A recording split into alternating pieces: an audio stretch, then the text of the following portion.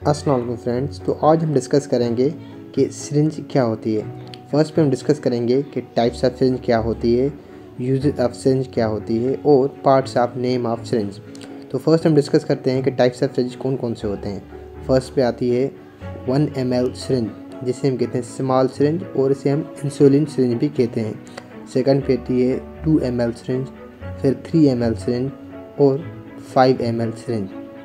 ये जो सिरिंज होती है ये क्लिनिकल साइड में यूज़ होती है for blood collection and injection.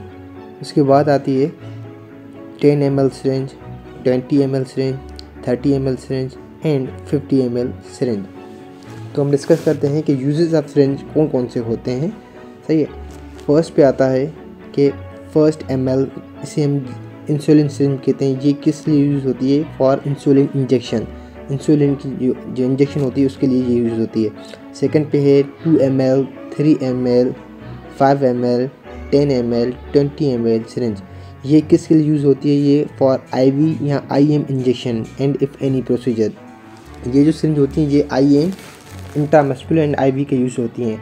आपने ये याद रख लेना है, जो IM लगाते हैं हम इंट्रामस्कुलर, उसमें हम ज़्यादा से ज़्यादा 5 ml सिरिंज यूज़ करते हैं और उसमें हम इंजेक्शन 2 ml से ज़्यादा फिल नहीं करते। सही है ना, क्योंकि हम ये डेल्टॉइड मसल में लगाते हैं और जो बटक में लगाते हैं उससे हम 5 ml से ज़्यादा इंजेक्शन फिल नहीं करते।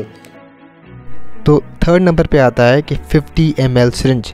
ये किसके लिए यूज़ होती है? For feeding.